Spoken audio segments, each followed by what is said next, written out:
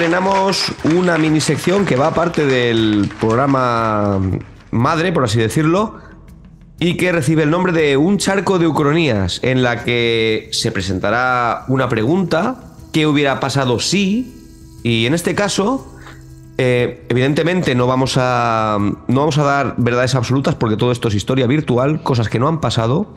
Este charco de ucronías guarda relación con el programa de Faetón. La pregunta es la siguiente: ¿qué creéis que hubiera pasado si la religión clásica hubiese perdurado en el tiempo? ¿Qué opináis?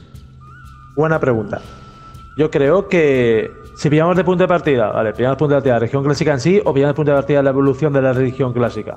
Es decir, en Roma se intentó con el Sol Invicto darle ese carácter de religión potente para todo el imperio. Y eso que los romanos eran muy de Dios que me interesa, no que me guste, que me interesa, lo cojo y lo romanizo, con su rayo romanizador. Ahora bien, yo creo que... plantear la pregunta de otra manera, desde otro prisma. ¿Qué creéis que hubiera pasado si no hubiese triunfado el cristianismo? Ahí estamos. Es otra forma de preguntarlo. Vale, pues el Sol Invicto... Claro, hubiera triunfado el Islam, a lo mejor. ¿No habría Islam? Es una cosa. Fernando. No tiene por qué, pero sigue Fernando, por favor. No, yo eso, Sol Invicto a tope. Y no habría tampoco división... No había división entre jefe de... O sea, cabeza religiosa y cabeza del Estado. Porque el emperador aúna todo, que sí que lo tiene el Islam, por ejemplo. El califa es emperador y es papa. Por dar una analogía cristiana o católica. Aquí igual. O sea, igual que en Bizancio, el emperador bizantino era... Pero hay patriarca. Tenía un patriarca. Hay patriarca. Claro. Hay patriarca. Patriarca es el que maneja el cotarro. Ahí la separación viene en verdad también con la donación de Constantino, ¿no? Al obispo de Roma, que al final es lo que se convierte en el Papa. Es un invent de la iglesia. para coger cosas. Sí, yo pensaba que la donación de Constantino sí que era, que le dijo al Papa: oye, que quédate tú con Occidente y llévame un poco de paz, que yo me voy para Constantinopla. No, es un invent. Ahí, de hecho, cuando Bizancio controla la parte de Roma, el exarcado de Rávena y todo esto, sí. Ahí digamos que el Papa no le hace ni puta gracia que Bizancio esté en Roma otra vez. Porque controlará un poquito la zona. Yo creo que el Sol Invicto hubiese triunfado como religión única. Y que habrían otros dioses menores, pero que el Sol Invicto a la cabeza. Sí, o alguna religión para el estilo. Creo que hubiese triunfado una religión un poco más mística y menos culto a Mitra, por ejemplo. También podría ser. Es que era muy excluyente. Creo que eso afectaba a hombres. Entonces, bueno, también eran los que en aquel momento llevaban la batuta, ¿no?, de la sociedad. Sí, la crianza que hemos dicho antes la lleva la mujer del niño, entonces era más fácil hacerle cristiano, como en ese caso. Yo creo que el cristianismo triunfa porque dentro del mercado de las religiones de la época es la mejor. Es la mejor y a la que se apunta, y la más inclusiva, entonces con la que se puede sentir identificada gente de cualquier capa de la sociedad, de cualquier... Es muy universalizadora. Claro, y pensar que Roma está puteada y ofrece salvación. Eso es lo que iba a decir yo. Muy bien, muy bien. Es una religión salvífica en momentos que las cosas no están tan bien. Que no es que fuera un momento de caos y destrucción, pero que si hay una religión que te está ofreciendo salvación, pues bien, es mejor que que, por ejemplo, las religiones clásicas no ofrecían ningún tipo de mensaje de salvación. Y luego hay una cosa muy importante que a la mayoría de la gente creo que se les olvida. Es que el cristianismo, triunfar y estar como totalmente implementado en Europa, yo creo que hasta Trento incluso no lo es. O sea, vamos a ver, Lituania es que se cristianiza creo que en el siglo XIV.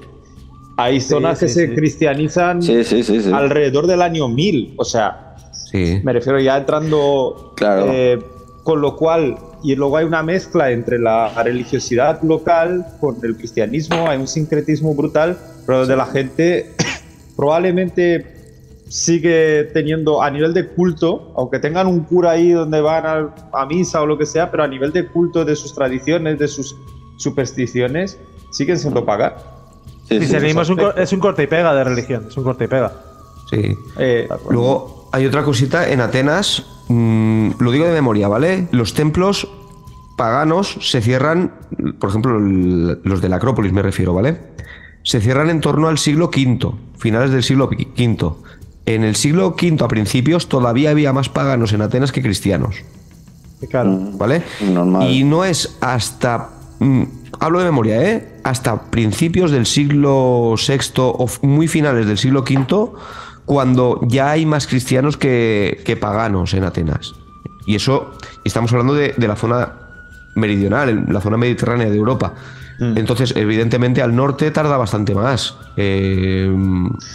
Los vikingos, por ejemplo, tardan bastante más.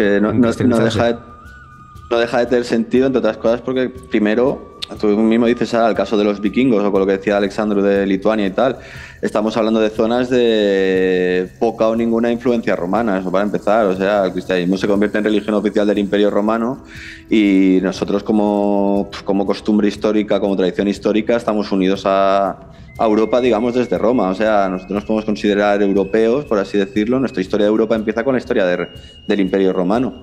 Pero claro, realmente una historia común con Europa de los países del norte de la Europa actual son posteriores, lo que hace que, claro, que ahí el cristianismo tenga pues solamente 10 siglos de existencia no es algo extraño, porque no lo podemos homogeneizar. Y lo que dices tú de la cuestión de Grecia es que tampoco es extraño, porque aquí es lo que decís.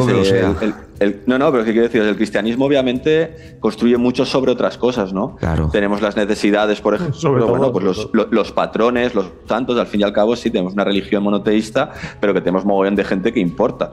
¿Qué diferencia hay entre una religión monoteísta con mogollón de gente que importa con una religión politeísta en la cual hay un Dios que manda por encima de todos y que es irrebatible? Pues y además es... A colación de esto que estás diciendo, hay un pequeño dato. Lo ampliaré cuando hagamos el programa que tengo pensado yo sobre la Acrópolis de Atenas, pero cuando se clausura la Acrópolis, ¿vale? El Partenón cambia su advocación a una advocación cristiana, evidentemente. Sí. La advocación cristiana en un principio pasará a ser una catedral, la Catedral de Atenas, pero será la Catedral de Nuestra Señora de Atenas. Es decir, claro, ha cambiado la advocación, pero sigue siendo Nuestra Señora de Atenas, al igual que Atenea era la patrona de la ciudad. Pero es que en el siglo VII el Partenón vuelve a cambiar de advocación y será la catedral dedicada a Nuestra Señora de la Sabiduría. Es decir, sí, o sea, una forma de recoger. Está asumiendo, igual que cuando las Navidades se hacen el día 25 de diciembre, es una asimilación del culto de los cultos solares, del sol invicto que mencionaba Fernando, y al fin y al cabo, para una persona que no es creyente o sea, que no practica el cristianismo, le va a resultar mucho más sencillo entender esa nueva religión si tiene nexos con la religión que venían practicando. Por supuesto. Por eso no hay que pensar que es que el cristianismo sea un plagio o un copy-paste, no, es que al final la evolución de las creencias pasa por este tipo de cosas. No, hombre, y es que la única forma de hacer que una creencia pase a ser propia es a través de la hibridación, nunca de la imposición. Entonces, claro, si por mucho que la conviertas en la religión oficial del imperio, es lo que pasa con el cristianismo, ¿no? Pasa de perseguido a protagonista, digamos, y al cabo de un tiempo empieza a perseguir. O sea, no se demoró mucho, ¿eh? No se demoró mucho, pero te quiero decir... Pero no me recuerda a nadie hoy en día que hagan esas cosas. No, pero que os quiero decir que pensemos que en 100 años... Es que claro, en números históricos es eso, es que en 20 años pasan muchas cosas. Y si hablamos en 100, y tenemos la información que tenemos de la época romana, conocemos bastante, es verdad, pero no sabemos lo que puede pasar desde la persecución de Nerón, los cambios sociales individuales que son los que hacen el colectivo, y luego 100 años después. Entonces, claro, hay muchas cosas que se asimilan. ¿Por qué? Porque es que es lo de siempre. Tú te puedes volver lo que sea, pero tú tienes una tradición que ya te es personal y que te viene con tu familia. O sea, tu abuela o tu madre o tu padre no se van a volver, por mucho que es lo que luego se vende, ¿no? De, no, porque son todos adoradores del demonio y entonces pues vendo a mis padres y tal. La mayoría de gente tuvo un tiempo de transición, de madurez, de equilibrio entre unos y otros. Yo solo he visto, por ejemplo, debajo del Vaticano, donde está creo que es el cementerio de Nerón, sí, ¿no? Es el cementerio de Nerón sobre el que se construye el Vaticano. Bueno, abajo hay un cementerio. Abajo hay un cementerio seguro, que yo juraría que es el cementerio de Nerón. Y yo estaba allí y una cosa que me llamó mucho la atención es, pues nada, un mausoleo que se tendrá aquello, 1800 años, donde está una familia enterrada y lo que tienen es que las pinturas, cada uno tiene advocación a su dios. Y hay un dios egipcio, hay un dios romano y un Cristo. Y eso, pues la familia, pues como hoy en día, como con todo, ¿no? Pues sí. No sé. Aquí hay quien ha levantado la mano. Sí. Voy a decirlo, por ejemplo, lo último que ha dicho Mar, hay que pensar que Roma es un mundo cosmopolita. Hay gente de todas las partes del imperio y cada uno con sus creencias y demás. En ese sincretismo romano, para juntarlo con el mundo no romano, o sea, con el norte de Europa, y en épocas tan como estas, que se acerca la Navidad, ya hablamos en el capítulo anterior de que en España tenemos belenes porque lo trae Carlos III de Italia y demás. El árbol de Navidad viene de la fiesta de Yule, es una fiesta nórdica, germánica. O sea, tenemos árbol por eso. Entonces, claro, si yo estoy hablando de una fiesta como la Navidad, en la cual transcurren esas épocas, y no voy a decirle a ese pobre vikingo, oye, tu árbol que se vaya a la mierda, tu árbol fuera, cuando para ellos el árbol es súper importante. También hay que mencionar que dentro de todo ese mundo de lucha ante el paganismo y el cristianismo, Carlomagno supuestamente destruyó el Yggdrasil, que es el árbol de la vida mitológico germánico vikingo, ¿sabes? En el sentido de que, claro, sí, yo voy a coger movidas para mi religión, pero también voy a demostrar que mi Dios es más fuerte que el tuyo. ¿Cómo lo hago? Reventando eso. Sí. El cristianismo sí, que va a buenas, en el sentido de que somos todos hijos de Dios, pillamos estas cositas para que en verdad simbolizan esto, pero cuando tengo que darte la hostia te la voy a dar. Y la hostia consagrada. Sí, hombre, es que Carlomagno también a nivel militar, eso creo que fue contra los sajones. Contra los sajones, sí. Entonces, claro, es que él ya a nivel... O sea, es que tenía que acabar... O sea, tuvo muchos problemas ahí, entonces, claro. Tenía que como erradicarlos en el plan de no, os voy a dar la paliza, os he dado la paliza, me voy a cagar en vuestro árbol, os lo voy a cortar y ahora pues os estáis quietecitos porque si no la próxima ya vengo y os mato a todos. Y os convertís, que no eran cristianos, además. Sí, y os convertís todos. O sea, y hablamos también del año, claro, del siglo final, del siglo VIII. O sea que ya han pasado 400 años. Todavía no eran pelados. Claro, pero es que ahí es lo de siempre, es que se juntan muchas cosas. Ya es también el problema de cuando la religión se convierte en una religión de Estado, porque es un símbolo más de ese Estado y de su poder. Y que hay casos de todo tipo, o sea, por ejemplo, el caso de nuestro país mismo, la conquista del Reino de Valencia. El Reino de Valencia, cuando se conquista, no se prohíbe el Islam. Ahora lo que se hace es que, ya que no se cristianiza la gente, se cristianiza el paisaje. Se eliminan mezquitas, se reconvierten en iglesias, las mezquitas pasan a ser templos de segundo. Obviamente la gran mezquita de Valencia es derruida y se construye una gran catedral. Y luego llegamos a los momentos de la expulsión de los moriscos y tal y cual, que al fin y al cabo es propaganda política a las críticas que había a la corona española de que no eran buenos cristianos en verdad, porque estaba un país lleno de moros y de judíos. Es realmente la razón por la que se expulsan, es para eso. Quinta columna también decían que podía ser. Claro, ¿no? Pues como los reyes católicos, que el nombre de reyes católicos viene pues porque en Italia una de las pestes que se echaba de los reyes de España es que eran reyes de moros.